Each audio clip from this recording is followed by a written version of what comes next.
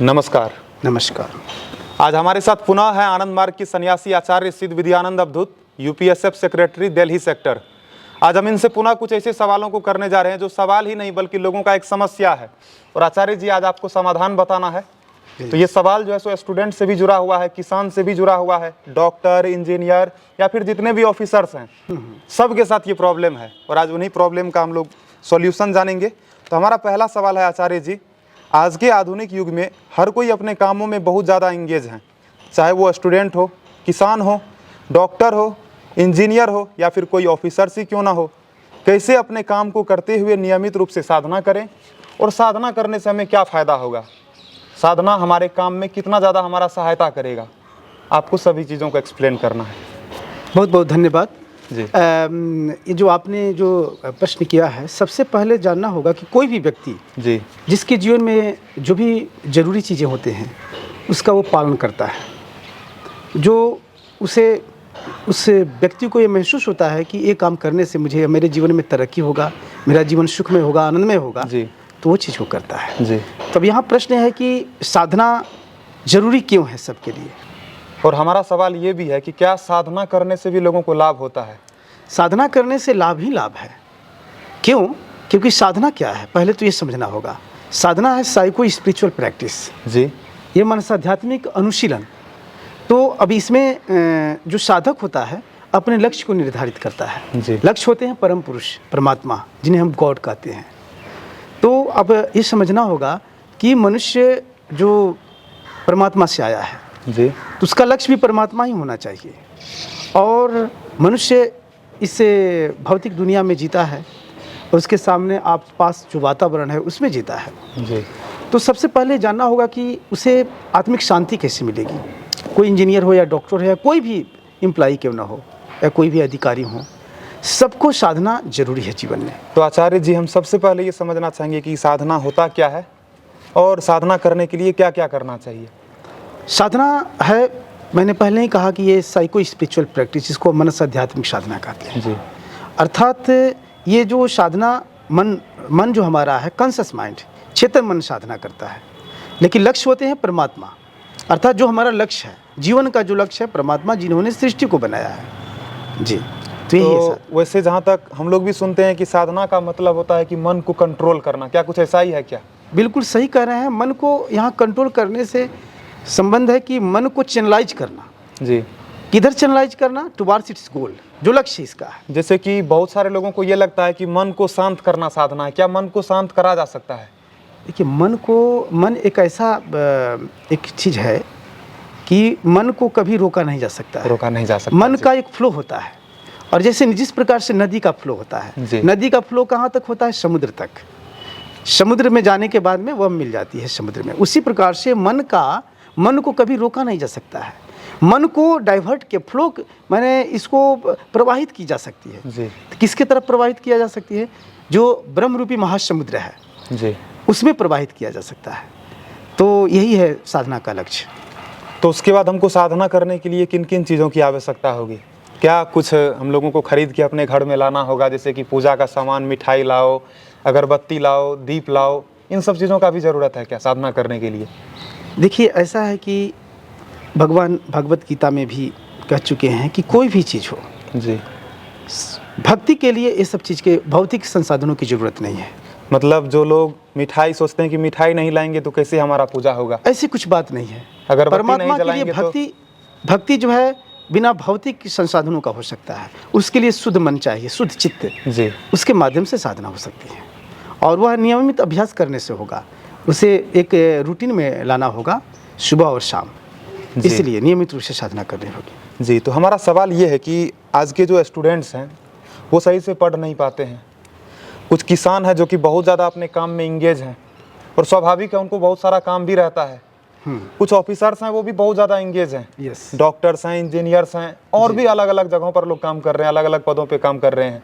तो हर कोई इंगेज है। जी। तो सबसे इसमें पहला हम सवाल है कि स्टूडेंट्स लोगों के लिए हम समाधान चाहते हैं कि स्टूडेंट्स कैसे साधना करें और कैसे वो लोग अपने रूटीन को मेंटेन करें, उनको साधना कितना ज़्यादा सहायता करेगा पढ़ने में, ये बताइए। देखिए, विद्यार्थियों को साधना जरूर करनी चाहिए। जी।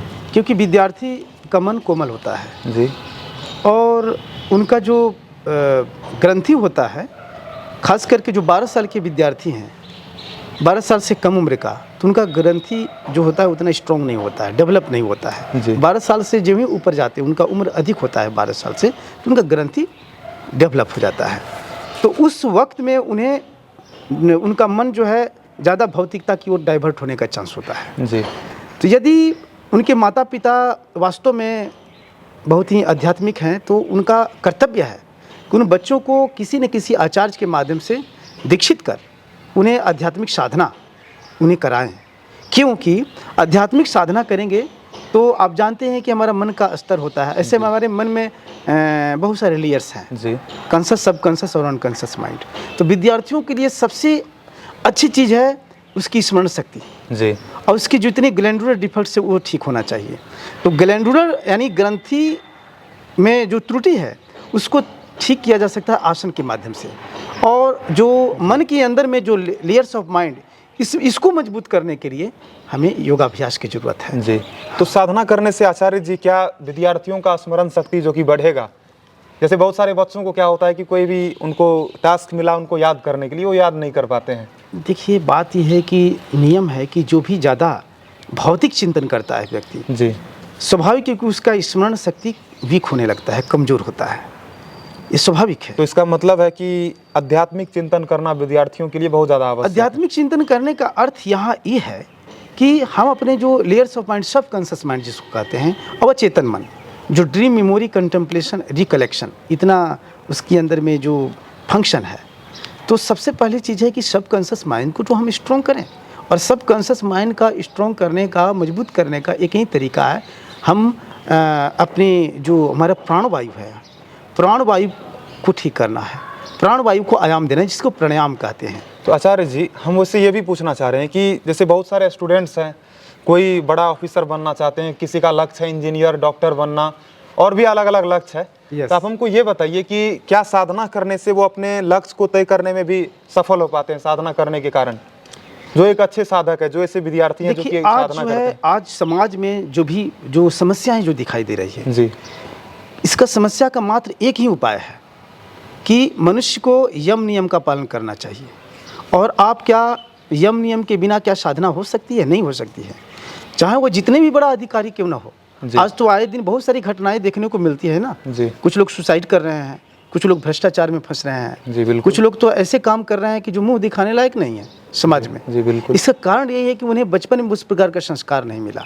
अगर संस्कार मिला भी होगा माता पिता से, तो बाद में जाकर के उनको वातावरण का इतना ऐसा वातावरण मिला या कोई ऐसा प्रेशर हुआ, राजनीतिक प्रेशर या कोई भी प्रेशर हो, जिसके कारण वो बर्बाद हो गए।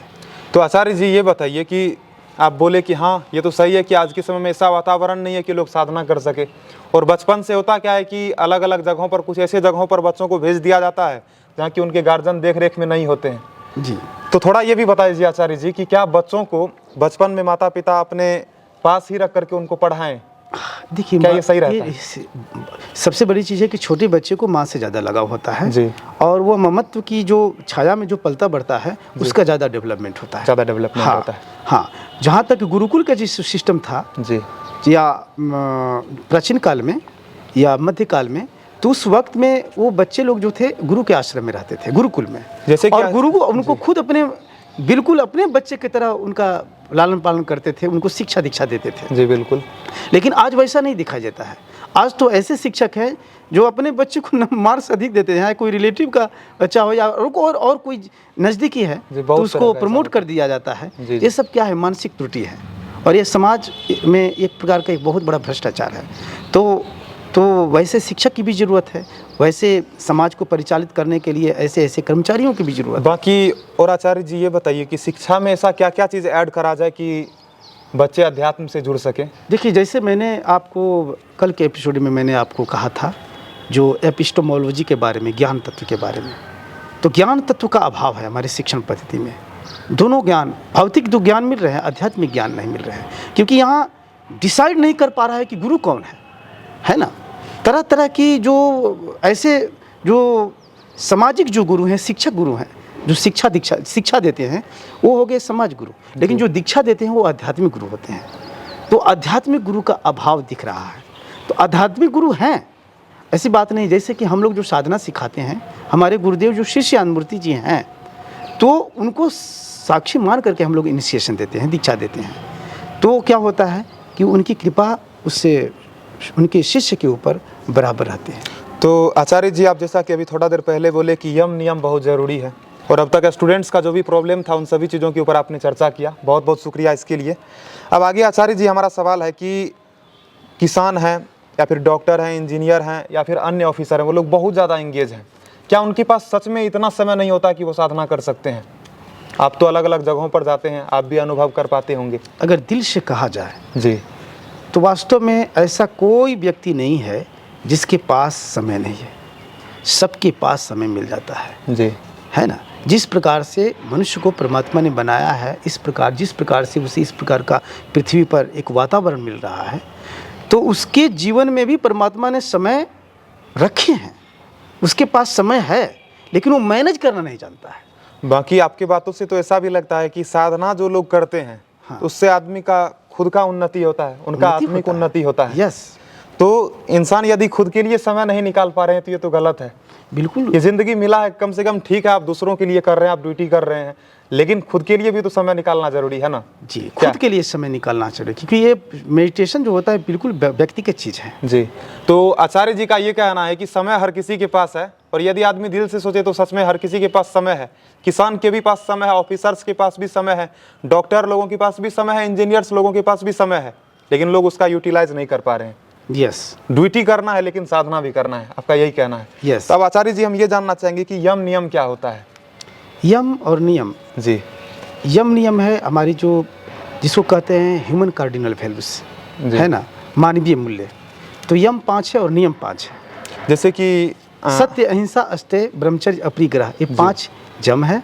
और नियम है शौच, संतोष, तप, स्वाध्याय, ईश्वर प्रणिधान। तो आप आधुनिक युग के हिसाब से इसको एक्सप्लेन कर रहे हैं या फिर जो पहले पतंजलि योग सूत्र में दिया गया था यम और नियम?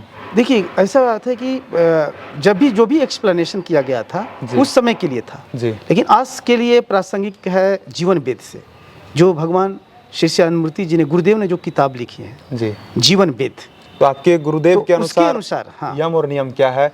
सबसे पहले आप ये बताइए कि यम क्या है, नियम क्या है, एंड उसके बाद उसका जो 5 आप टाइप्स बता रहे हैं वो उसको एक्सप्लेन। यम है जिसे हम कहते हैं पहले अहिंसा।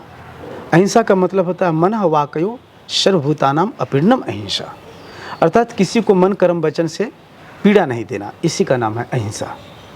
और सत्य है पर हितार्थं वांग मनुष्य यथा। वैसे आचार्य जी, हम एक और चीज़ पूछना चाहेंगे कि ठीक है, हम लोग वैसे बहुत सारे लोगों से भी सुनते हैं अहिंसा परमो धर्म जी, क्या जी, और भगवान बुद्ध के जितने भी अनुयायी हैं वो लोग अहिंसा परमो धर्म के राह पर ही चलते हैं। बाकी और भी अन्य जितने भी मठ हैं, सभी मठ के लोग अहिंसा को जो सो 1 नंबर में मानते हैं। ठीक है, तो आप ये बताइए कि ऐसा कौन कौन सा चीज़ है जो कि हम कर रहे हैं? मान लीजिए कोई हमको बहुत ज़्यादा सता रहा है। अहिंसा परमो धर्म ये व्यक्तिगत जीवन के लिए बिल्कुल ठीक है, लेकिन सामाजिक जीवन के लिए तो इसमें सुधार की जरूरत है। ऐसा क्या क्या है जो कि हमको बहुत ज़्यादा परेशान कर रहा है और हम उसका जवाब दे रहे हैं तो वो अहिंसा नहीं है? देखिए, बात यह है कि अहिंसा का अर्थ ये लोग समझते हैं शस्त्र प्रयोग न करना, लेकिन ये बिल्कुल गलत है। क्या ऐसा भी हो सकता है कि हम शस्त्रों का प्रयोग करें और वो अहिंसा माना जाएगा? हाँ। किस परिस्थिति में? उसके लिए क्या कहा जाए, क्षेत्र दारा पहाड़िश्च शस्त्रधारी धनापहा अग्निदग्ध चैव शरते हियते अततायिना। तो आतताई के ऊपर जो है शस्त्र प्रयोग करना किसी प्रकार की हिंसा नहीं है। क्यों? क्योंकि इसका अर्थ हुआ ये, आतताई कौन है पहले ये समझ लेना होगा जी। दूसरे की जो जमीन को दखल करता है या एक देश दूसरे देश पर कब्जा करना चाहता है, वो हुआ आतताई जी। दूसरे की पत्नी को ग्रहण अपहरण करता हो, जो कब्जा करता हो जी। उसके बाद जो है जो दूसरे के ऊपर पीछे से वार करता हो या शस्त्र का प्रयोग करता हो, है ना, दूसरे के घरों में आग लगाता हो, ये जितने प्रकार की होते हैं ये आतताई होते हैं। उसके बाद और इसके ऊपर शस्त्र का प्रयोग करना किसी प्रकार का हिंसा नहीं है। कोई जीव हमको काटने आ रहा है जी, हमारा जान पूरा एकदम संकट में है, ऐसा है कि मानिए कि हम मर जाएंगे अगर वो हमको काट लेता, चाहे वो सांप हो, चाहे वो शेर हो, बाघ हो, तो इन सब परिस्थितियों में लोगों को क्या करना? आपको मैं आध्यात्मिक जीवन में ऐसा है कि सृष्टि का हर एक चीज़ ब्रह्म स्वरूप है, सब कुछ जी। पेड़ पौधे लता गुण जितने कुछ हैं जी, सब कुछ ब्रह्म है। तो इसमें सबसे समझना होगा बात कि इसमें 3 प्रकार के जीव होते हैं। एक होते हैं जात मित्रम, जात शत्रु और निरपेक्ष। ये तीनों प्रकार से व्यवहार करने का नाम ही है अहिंसा जी। ये कैसे व्यवहार करेंगे?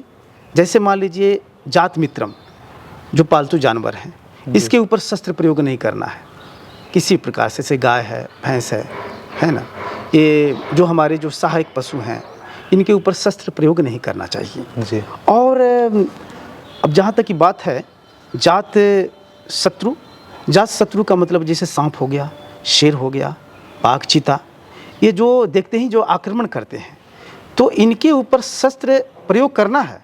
लेकिन ऐसा नहीं कि वो जंगल में खोज करके शेर को हम गोली मार रहे हैं, उस पर शस्त्र प्रयोग कर रहे हैं, ये हो जाएगा हिंसा।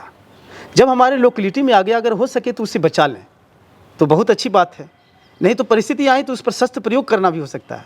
जैसे घर के अंदर में सांप आ गया, तो सांप आ गया तो वो तो जात शत्रु, वो तो डसेगा ही, तो उसे प्रयास करना है, या तो घर से अगर बाहर निकालने में हम सक्षम हैं तो ठीक है, और नहीं सक्षम है तो उसके ऊपर शस्त्र प्रयोग करना ही होगा। तो ये जात शत्रु कहते हैं। तो इस प्रकार से मतलब कि मजबूरी में जब हमारे साथ ऐसा विकट परिस्थिति आ गया कि अब वो हमारे ऊपर आक्रमण कर रहा है, यस, तो अपने आप को बचाने के लिए हम शस्त्र का प्रयोग उनके ऊपर कर सकते प्रयोग करें। ये जो है देश काल पात्र के अनुसार। हैं। जी जी, बहुत बहुत धन्यवाद। तो आचार्य जी, ठीक है, हम अहिंसा को समझ गए जी। उसके बाद आप बात कर रहे थे सत्य का। तो सत्य का अर्थ ही होता है पर हितार्थम वांगमनसो यथार्थम सत्यम। जो हमारा जो भाव, यथार्थ भाव है, वो हमेशा दूसरे के हित में होना चाहिए, तो उसी को सत्य तो कहते हैं। आचार्य जी, हमारा एक और सवाल है कि कुछ ऐसा सत्य होता है जो कि आदमी को संकट में डाल देता है। मान लीजिए कि कोई आदमी किसी के ऊपर वार कर रहा है, वो दौड़ते हुए हमारे पास आ रहा है अपना जान बचाने के लिए, अब उसको पीछे से ढूंढते हुए कोई आ रहा है और हमसे पूछ रहा है कि भाई वो कहाँ गया। मान लीजिए वो हमारे घर में छिप गया है, तो क्या उस आदमी को अगर हम पता बता देते हैं तो वो उसका हत्या कर देगा, पक्का उसको मार देगा। तो उस परिस्थिति में हमको क्या करना चाहिए? क्या हमको सत्य बोलना चाहिए या झूठ बोलना चाहिए? और जो हम झूठ बोलेंगे वो सत्य की श्रेणी में आएगा या फिर उसका नाम कुछ और है? इसको जरा एक्सप्लेन कीजिए। सबसे बड़ी बात यह है कि आपको इसका अर्थ समझना है। पर हितार्थम तो दूसरे के हित के लिए, तो वहाँ पर आपने किसी का हित, तो हित तो इनका हो रहा है। हाँ, हित हो रहा है, तो वहाँ पर क्या बोलेंगे? जवाब देंगे नहीं। वहाँ पर नहीं कहना होगा कि यहाँ पर कोई छुपा नहीं है। तो इसको तो हम सत्य अगर नहीं रीत कह नहीं, सकते। रीत हो गया यार, रीत का और सत्य में अंतर है जी। रीत का अर्थ होता है घटना के अनुसार वर्णन करना, जैसा घटना है उसी प्रकार से वर्णन करना। लेकिन सत्य कुछ और है।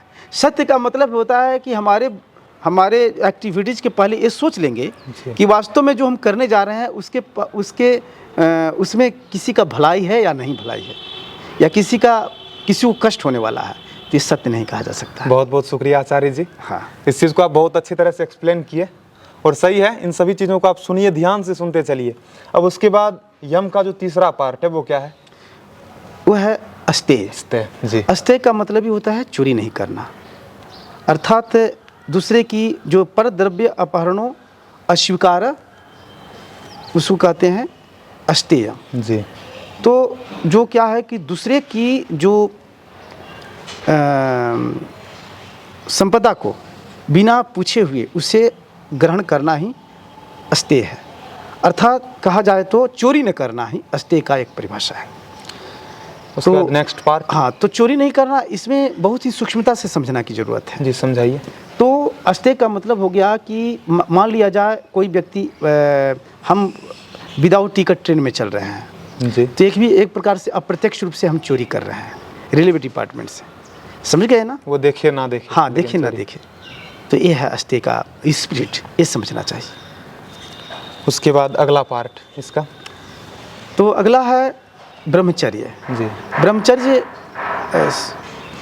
ब्रह्मचर्य का मतलब होता है मन को ब्रह्म में लीन रखना। आचार्य जी, ब्रह्मचर्य को लोग अलग तरह से एक्सप्लेन करते हैं, या फिर कुछ लोगों का जो ऐसा मानसिकता बना हुआ है कि ब्रह्मचर्य मतलब हुआ कि सब कुछ छोड़ छाड़ के कहीं चले जाओ जंगल में, या फिर और भी अलग अलग तरह से लोग इसको एक्सप्लेन करते हैं, मनगढ़ंत तरीके से लोग इसके बारे में बताते हैं। तो हम आपसे जानना चाहेंगे आपका आनंद बात सही है कि लोगों का कहना है कि जो व्यक्ति शादीशुदा नहीं है वही ब्रह्मचर्य का पालन करते हैं। आपको यहाँ बता दूं कि इसका अर्थ ही होता है ब्रह्मचर्य का ब्रह्मे विचरणम ब्रह्मचर्य। यहाँ ब्रह्म और चर्य दो शब्द है। ब्रह्म में खुद को रत रखना। हाँ, ब्रह्म में रत रखना। तो यहाँ दो प्रकार की ब्रह्मचर्य की नीति है, एक है प्रजापति ब्रह्मचर्य, दूसरा है नैष्टिक ब्रह्मचर्य। जी। तो जो लोग शादीशुदा हैं तो वो प्रजापति ब्रह्मचर्य का पालन करेंगे, अर्थात तो मन को ब्रह्म में रखेंगे, है ना जी। और इस भौतिक जगत में भी वो अपने आप को कार्य को निष्पादन करेंगे। और एक होता है नैष्टिक ब्रह्मचर्य। नैष्टिक ब्रह्मचर्य होगा वो साधु संत लोगों के लिए है, आप लोगों के जो ब्रह्म, हाँ, जो अवधूत हैं, सन्यासी हैं, उनके लिए नैष्टिक ब्रह्मचर्य है, वो शादीशुदा नहीं होंगे। तो इसलिए ये ब्रह्मचर्य से कोई शादीशुदा से रिलेशन नहीं है, बल्कि एक है कि मन को किस प्रकार से ब्रह्म में विचरण करते हैं। तो सबसे बड़ी बात है कि अजपा जप की क्रिया, जो भी इष्ट मंत्र है हमेशा उसका याद करना, उसको परमात्मा में हमेशा मन को लगाए रखना, और भौतिक कार्य को निष्पादन करते हुए जो भी हमारा ड्यूटी है उसको कार्य करते हुए भी हम ब्रह्मचर्य का पालन कर सकते हैं। बहुत बहुत धन्यवाद आचार्य जी। उसके बाद 5वां पार्ट, उसे कहते हैं अपरिग्रह। जी। अपरिग्रह का मतलब होता है आवश्यकता अतिरिक्त साधन भोग अस्वीकारो अपरिग्रह, अर्थात जो भी हमारे पास में आवश्यकता है जी, उसका हम उपभोग करते हैं, और आवश्यकता से अतिरिक्त है उसको अस्वीकार करना ही अपरिग्रह है। जैसे मान लिया जाए किसी के पास 5 ड्रेस से काम चल जाए, लेकिन उसके पास में 56 पूरे जो है दुनिया का ड्रेस उसके पास पड़ा हुआ है। हाँ। तो इसका मतलब अपरिग्रह का पालन नहीं करेंगे। दूसरी बात यह है कि यह जगत को परमात्मा ने बनाया कि सृष्टि में सबको रहने का समान अधिकार है, लेकिन कुछ लोगों ने ज़्यादा संपदा को हथिया लेंगे या ग्रहण कर लेंगे तो क्या होगा, स्वाभाविक है कि किसी के पास में कुछ भी नहीं रहेगा। तो ज़्यादा धन संपत्ति इकट्ठा करना भी अपरिग्रह में आता है। अपरिग्रह में उसको अस्वीकार करना, हमारे जितना हमारी आवश्यकता है जी, उससे अतिरिक्त जो है उसे अस्वीकार करना है जी, उसे समाज के लिए। ये बहुत बड़ी बात, जितना का जरूरत है उतना ही चीज़ रखना है, बाकी जी अस्वीकार करना। अस्वीकार करना मतलब मान लीजिए कि कोई अच्छा परिवार में जन्म लिया जिसके पिताजी दादाजी बहुत ज़्यादा अमीर थे, उनके पास बहुत अधिक संपत्ति है, यस, तो वो अपरिग्रह का पालन कैसे करेंगे? उनको क्या करना चाहिए? देखिए, क्या वो दान वगैरह कर सकते हैं? देखिए, अपरिग्रह का पालन करने के लिए आज की जो कैपिटलिज्म जिसको कहा जाए, पूंजीवादी अर्थव्यवस्था, तो पूंजीवादी अर्थव्यवस्था में ये सिस्टम है, एक के पास होगा एक के पास नहीं होगा, है ना। कुछ लोगों के पास में तो बहुत संपदा है, अरबों खरब रुपया। हाँ, लेकिन प्रकृति ने पढ़ लिख नहीं दिया है कि इसके पास इतना पैसा होगा, उसके पास उतना पैसा होगा, इसके पास उतना जमीन। यहाँ के लोगों ने बनाया है ना। प्रकृति के लिए तो हर कोई इक्वल है, प्रकृति के लिए सब कोई इक्वल है, लेकिन यहाँ के लोगों ने ऐसा सिस्टम तैयार कर दिया पूंजीवादी अर्थव्यवस्था में कि कुछ के पास कुछ रहेगा, और साम्यवादी व्यवस्था भी पूंजीवाद का ही एक रूप हुआ। तो उसमें क्या है कि पूंजीवादी अर्थव्यवस्था में व्यक्ति के पास संपदा रहता है, और साम्यवादी अर्थव्यवस्था में राज्य के पास संपदा संग्रहित हो जाता है। दोनों पूंजीवाद और साम्यवाद दोनों में गरीबी रह जाता है, ये आपको समझना चाहिए। बल्कि पूंजीवाद से साम्यवाद ज़्यादा खतरनाक है ना। That is more dangerous than capitalism. तो हम किसी और एपिसोड में आपसे अच्छे से एक्सप्लेनेशन जानेंगे, पूंजीवाद, साम्यवाद या फिर अन्य जो भी है, सारा का सारा जानकारी आपसे लेंगे। यस, इसलिए ये अपरिग्रह से रिलेटेड है। जी, तो अपरिग्रह का पालन करना चाहिए। तो आपने बताए यम में 5 यम का 5 पार्ट है, अहिंसा, सत्य, अस्तेय, ब्रह्मचर्य, अपरिग्रह। यस, बहुत बहुत शुक्रिया। अब आचार्य जी, नियम क्या है? नियम भी 5 है जी। शौच, संतोष, तप, स्वाध्याय, ईश्वर प्रणिधान। शौच का अर्थ होता है क्लीनिनेस, सफाई, मन की सफाई, कपड़े की सफाई, बिस्तर की सफाई, उसके साथ साथ वातावरण की सफाई। और सबसे बड़ा बात है कि यहाँ इंटरनल क्लीननेस और एक्सटर्नल क्लीननेस, आंतरिक सफाई और बाहरी सफाई। तो आंतरिक सफाई सबसे बड़ी बात है मन की सफाई। तो मन के अंदर में जो विचार जो चल रहे हैं, तरह तरह के जो गंदे विचार चल रहे हैं, उससे भी मन को साफ कर रखना है।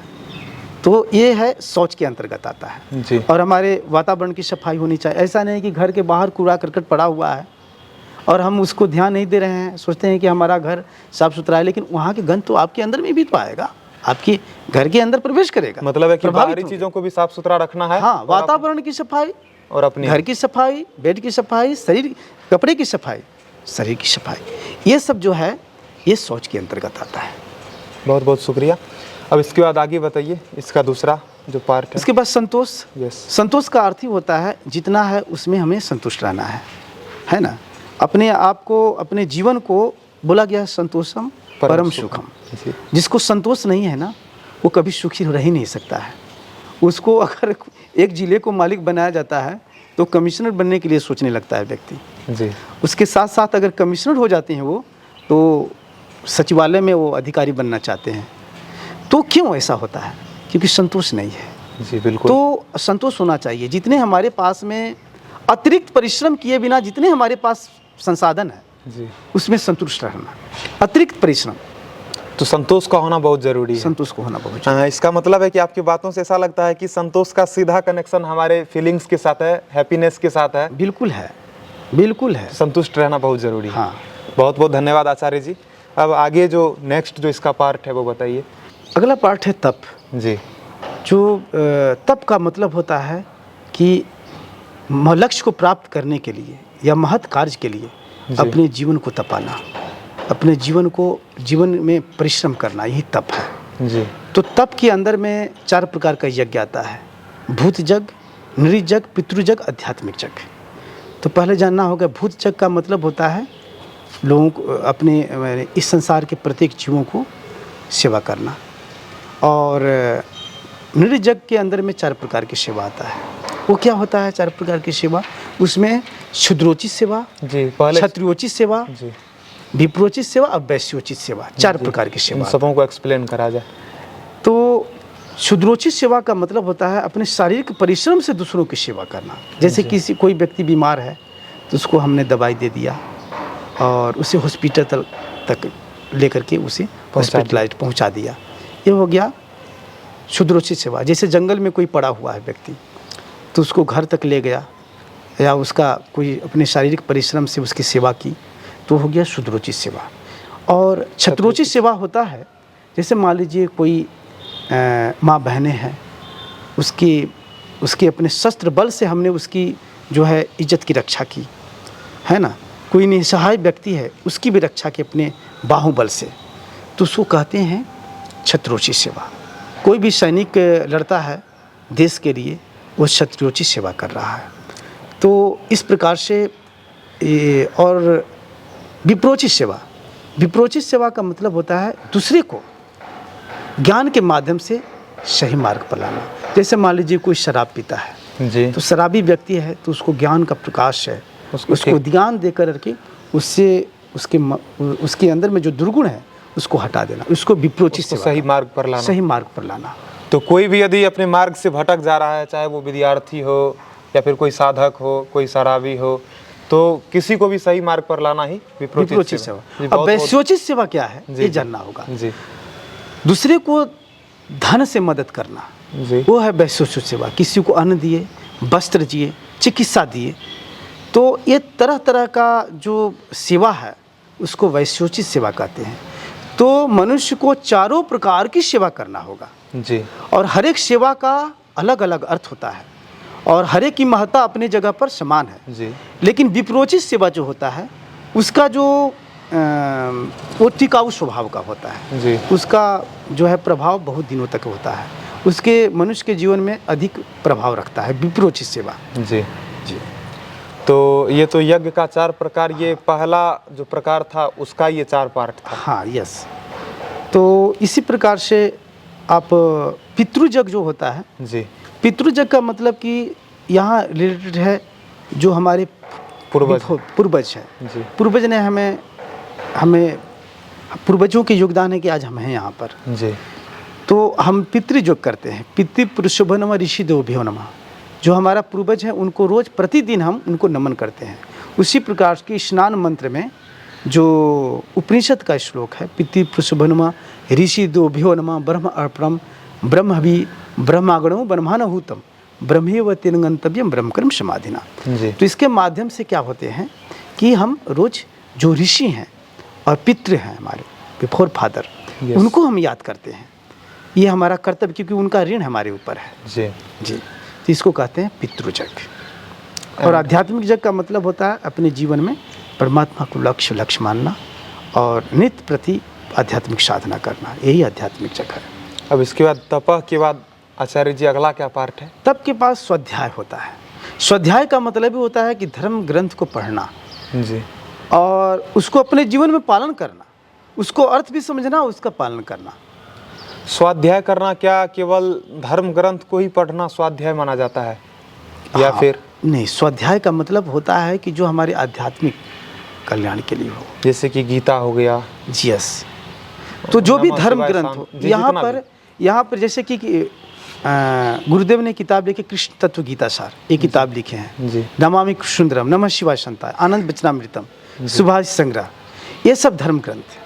और इसको पढ़ना प्रतिदिन, मान लीजिए आपके पास 5 मिनट समय है, 10 मिनट समय है, प्रतिदिन आपको रूटीन में लाना होगा, उसको अध्ययन करना, उसको अर्थ को समझना और उसका व्यक्ति के जीवन में पालन करना। बाकी आचार्य जी, आज के समय में बहुत सारे लोग जो कि पढ़ना पसंद नहीं करते हैं। एक समय होता था कि बहुत सारे लोग अपने घर में जैसे गीता का रोज पाठ करते थे, उसके बच्चे भी बैठते थे, परिवार के सभी सदस्य बैठते थे, गीता का पाठ होता था, बच्चों के अंदर कुछ ना कुछ तो नया नया चीज आता ही था, वो सही कर पाते थे। लेकिन आज के समय में ये कमी देखने को मिल रहा है। ज़्यादा एक्सप्लेनेशन की ज़रूरत है जी। जैसे कि हम गीता पढ़ रहे हैं तो उसका श्लोक का अर्थ क्या है ये जानना बहुत ज़रूरी है जी। बच्चों को बताना होगा कि इसका अर्थ क्या होता है। अगर अर्थ वो नहीं समझेंगे तो उसे स्वाध्याय नहीं कहा जा सकता है, अर्थ भी बताना होगा। नहीं तो अब तो अर्थ सहित भी आने लग गया है। तो वैसे आप क्या कहना चाहेंगे जो लोग इस वीडियो को देख रहे हैं, तो क्या घर में जो स्वाध्याय है वो होना चाहिए, और स्वाध्याय क्या अकेले करना चाहिए या फिर अपने परिवार के सदस्यों को भी बैठा के सुनाना चाहिए? अगर ये सामूहिक रूप से तो अति उत्तम जी। और वैसी जैसे कि अनमार्गी लोग धर्म चक्र करते हैं जी। तो जो भी हमारे जो गुरु भाई हैं जो धर्म चक्र करते हैं तो स्वाभाविक है कि सप्ताह में एक बार उन्हें स्वाध्याय करने का मौका मिलता है। लेकिन मैं मार्गी परिवार को देखता हूं कि जिसके घर में प्रतिदिन साधना हो रहे हैं, जैसे शाम को कलेक्टिव साधना, तो स्वाध्याय प्रतिदिन हो जाता है। इसी बहाने उन्हें स्वाध्याय करने का मौका मिल जाता है। सामूहिक रूप से अगर स्वाध्याय हो तो बहुत अच्छी बात है। एंड लास्ट टाइप ऑफ नियम का लास्ट पार्ट क्या है? नियम का लास्ट पार्ट है ईश्वर परिधान। जी। तो इसमें जानना होगा कि ईश्वर क्या है। ईश्वर का मतलब होता है ईसति यश ईश्वरा, अर्थात जो पूरे यूनिवर्स का जो कंट्रोलर है, यूनिवर्स माने विश्व ब्रह्मांड का जो नियंत्रण करने वाला वो ईश्वर है। जी। प्रणिधान का मतलब होता है ईश्वर की तरफ दौड़ना, अर्थात उनकी ओर चलना, जी। उनको प्राप्त करना। दूसरा अर्थ होता है ईश्वर के प्रति आत्मसमर्पण।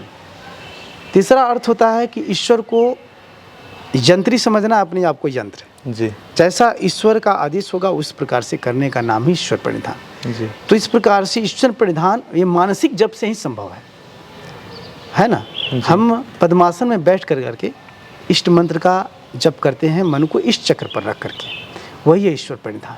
और ईश्वर प्रणिधान जो प्रतिदिन करते हैं वास्तव में उनके जीवन में प्रगति होगी। यही बहुत बहुत धन्यवाद आचार्य जी। तो आचार्य जी के माध्यम से हम लोग जाने यम और नियम, 5 यम, अहिंसा, सत्य, अस्तेय, ब्रह्मचर्य, अपरिग्रह एंड 5 नियम, जिसमें कि था सोच, संतोष, तप, स्वाध्याय, ईश्वर प्रणिधान। हाँ। क्या मैं सही बोल रहा हूँ आचार्य? बिल्कुल सही, बिल्कुल जी। तो इन सभी चीज़ों को आपने एक्सप्लेन किया, और इसमें जो सबसे महत्वपूर्ण चीज़ है ये तो हर किसी के लिए है, अभी जो आप बताए हैं, चाहे वो विद्यार्थी हो, किसान हो, डॉक्टर, इंजीनियर, ऑफिसर्स, ये सबको इसका पालन करना चाहिए। जी जी। और आप कुछ देर पहले ये सेवा के बारे में जो बोले थे, तो क्या सेवा भी साधना का एक पार्ट है? बिल्कुल, निस्वार्थ सेवा। जी। जैसे कि कहीं बोर्ड पर लिखा रहता है कि अमुक कंपनी आपकी सेवा कर रही है, वो सेवा नहीं कर रही है बल्कि व्यवसाय कर रही है आपसे, है ना आचार्य जी? निस्वार्थ सेवा यानी केवल सिर्फ देने का मन में भाव रखना, उससे कुछ आने का हमको वो लालसा नहीं होना चाहिए, स्वार्थ नहीं होना चाहिए। आचार्य जी, बहुत जगहों पर हम लोग देखते हैं लिखा हुआ रहता है कर्म ही पूजा है। इस चीज़ को आप किस तरह से डिफाइन करना चाहेंगे? कर्म ही पूजा हर कोई जपते हैं, लेकिन हम कैसे कर्म को करें कि वो हमारा पूजा बन जाता है? किस तरह से? वास्तव में अगर कहा जाए जी, तो प्रत्येक क्रिया के ऊपर ब्राह्मी भाव को आरोपण करना जी चाहिए। इसी को कहते हैं मधु विद्या, इसी कहते हैं ब्रह्म साधना, गुरु मंत्र कहते हैं। प्रत्येक जो भी कर्म कर रहे हैं, खा रहे हैं, पी रहे हैं, सो रहे हैं, या किसी से वार्तालाप कर रहे हैं, कोई भी काम कर रहे हैं, शारीरिक या मानसिक, सबके पीछे यही भाव होना चाहिए, ब्रह्म का भाव। तो इसको कहते हैं वो जो है वास्तव में कहा जाए वह कर्म वो ब्रह्म से आरोपित होगा, वो सच में एक पूजा है, पूजा हो जाएगा। लेकिन आचार्य जी बहुत सारे लोगों को ये लगता है कि हम समय से ड्यूटी पे जा रहे हैं, समय से काम कर रहे हैं, कोई पुलिस वाले हैं वो थाना में जाकर ड्यूटी कर रहे हैं, लेकिन वो घुसखोरी कर रहे हैं मान लीजिए, तो क्या वो तो ठीक है अपने कर्म को कर रहे हैं, 10 बजे एकदम एग्जैक्ट टाइम पे थाना में एकदम मौजूद हैं, वो कर्म कर रहे हैं, उनको लगता है कि हमारा यही कर्म हमारा पूजा है, और यदि वो घुसखोरी कर रहे हैं, भ्रष्टाचार कर रहे हैं, तो क्या आपको लगता है कि उनका कर्म पूजा है?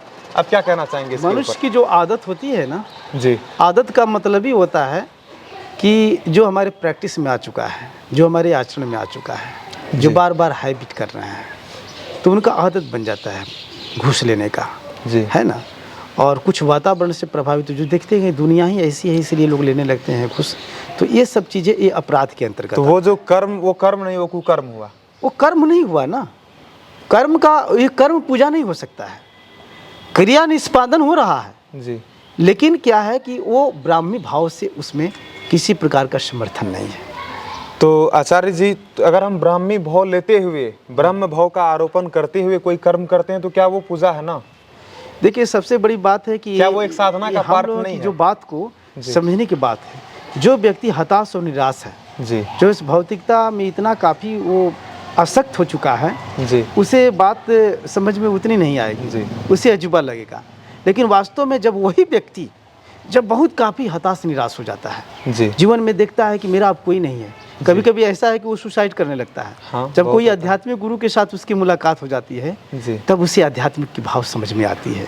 तब वो सोचता है कि वास्तव में कोई भी हम कर्म कर रहे हैं, उसके पहले ये सोच लें कि जिसने हमें बनाया है, जो हमें हमें हमें हम हमेशा वो मेरे साथ है, परम ब्रह्म परमात्मा, वो हमको हमेशा देख रहा है। इस प्रकार के अगर भाव महसूस करे तो वास्तव में उसे किसी प्रकार की हताशा निराशा नहीं। तो आचार्य जी हम ये कह सकते हैं कि कर्म करे लोग, लेकिन उस कर्म को करने के दौरान उसके उस कर्म में ब्राह्मी भाव लिप्त होना चाहिए।